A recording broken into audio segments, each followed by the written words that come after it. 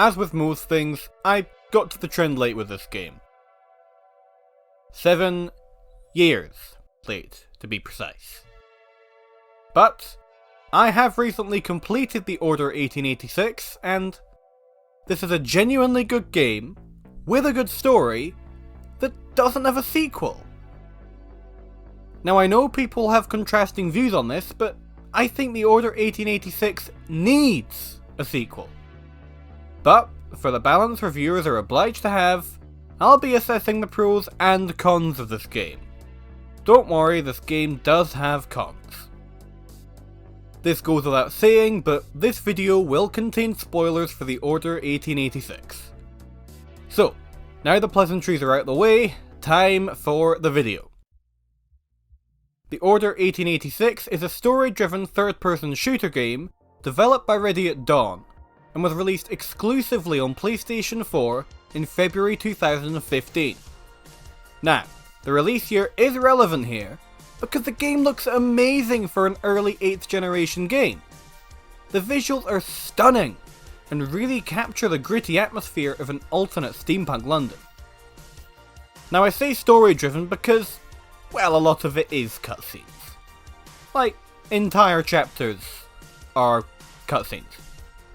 The game's visuals are good enough, however, that it does just feel like a short film when you're watching them. But it can get a bit much at times. Now, from history, we have learned that a lot of cutscenes doesn't make a bad game. Take nearly every game Hideo Kojima has ever made. Those have a lot of cutscenes. The story is genuinely amazing and is more fleshed out and emotionally gripping than a lot of movies pushed out of Hollywood these days. Then again, is that hard? Probably not. Anyway, it follows the Knights of the Round Table, but instead of it being in the Middle Ages, it's in Victorian-era London. But an alternate timeline, of course. These knights all have a potion named Blackwater, which is the healing method in the game, but is also the reason the characters live so long, since your character, Sir Galahad, or Grayson, is approximately 400 years old when the game takes place. You are joined by your fellow knights, Lady Igraine, Sebastian Mallory, Marquis de Lafayette, and Sir Lucan. The prologue has you escaping from a high security prison that's been effectively torturing you, and a group of people try to stop you. It's not until chapter 1, however, that you find out that this is the Order. You know, the ones in the title of the game. The following 12 chapters show your later stages with the Order, and subsequently your trial, imprisonment and escape. The reasons for your imprisonment are largely based on corruption and framing, which is where a lot of the emotional pull comes from, as your character goes from a respected knight to a prisoner in his own city in the space of a few months.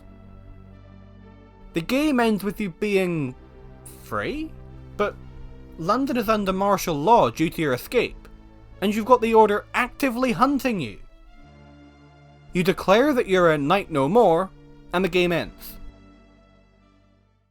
This to me on my playthrough seems like a pretty good cliffhanger for a sequel to be built off of. But it's been 7 years and there's still not been much mention of it from any official sources. There is also a minor stumbling block. Ready at Dawn, the studio that made the game, was bought by Oculus Studios in 2020. This means that the original studio is effectively out of the question. But this opens the door to some more interesting possibilities. Sony has not been short of amazing exclusives of late, with God of War, Spider-Man, Horizon, The Last of Us, and Uncharted all being amazing series. Just to add to the possibilities, those games were made by 4 different studios: Santa Monica, Guerrilla Games, Insomniac, and Naughty Dog, all of which are first-party developers for PlayStation. Moreover, a lot of these games are dark action games to some extent, which means a game to follow up the Order 1886 wouldn't be totally crazy. I really think that if they could execute the gameplay element better this time round, but have a story as good as the prior one, we could be looking at one of the best games of the generation. So, I named 4 developers who could partake in this. But which do I feel would be best? I would count out Insomniac, as while Spider-Man is amazing, it's definitely a far cry from the Order. They tend to make much more bright and exciting games like Ratchet & Clank and Spider-Man, so the jump to a gritty game like The Order would be a little much. Guerrilla Games would also be out for me. They have created some incredible games and series, with both Horizon and Killzone being attributed to them. However, it does seem like a lot of their time is taken up with Horizon right now, and their shooter series, Killzone, hasn't had a new entry in nearly a decade. Now I'm all for quality over quantity, but it's fair to say they wouldn't get the shout. Santa Monica Studio comes under a similar bracket to Guerrilla Games, but somewhat more extreme. They've published multiple games by outside developers, such as Twisted Metal Games, Journey, and The Order 1886. But they've only developed one series themselves, with that being God of War. A second party studio developing it and releasing it under Santa Monica is plausible, but there's another option I see as more likely. Naughty Dog have been making amazing games, with Uncharted and The Last of Us being by them. While some may say they're both dark and realistic and the same, they're really not. Uncharted is an adventure game that's a third-person shooter with platforming involved. The Last of Us is an action horror game.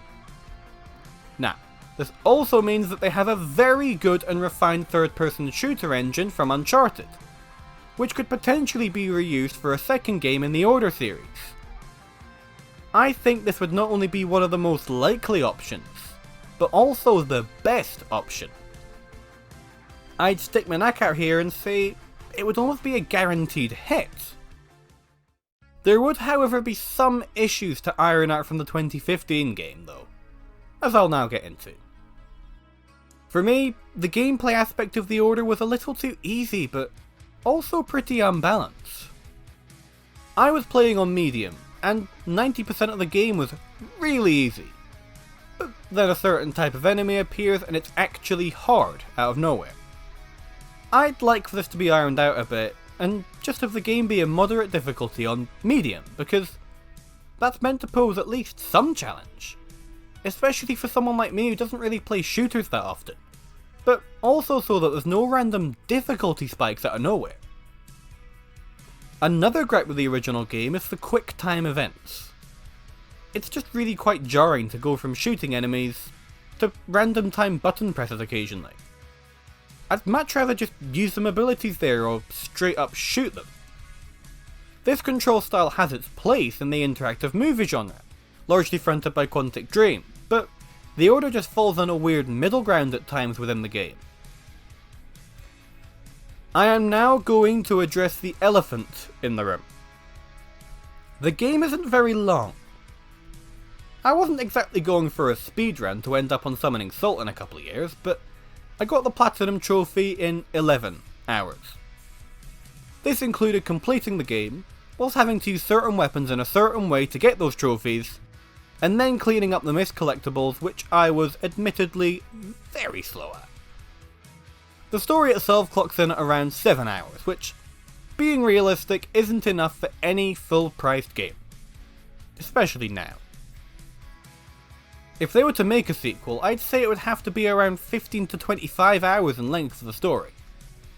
It could, however, take the Quantic Dream route and be more 10 to 12 hours, but have choices that affect the story and give different endings, upping the replay value exponentially from what it is now. I know that seems like a lot of issues for a game I said I really like, but for the most part it's really enjoyable. There's just a few parts that need a little fixing to make the game faultless. So, to summarise, The Order 1886 deserves a sequel due to its amazing story, and the fact it sets one up nicely at the end of the game. Honestly, with the amount of sequels floating about these days, I think they'd be crazy not to make a sequel to this game. If anyone that's able to sway this decision is watching, Make the game! I hope you enjoyed this video, and if you did, liking and subscribing would mean a lot for the channel. Thank you for watching, and until next time, it's Nightshine out.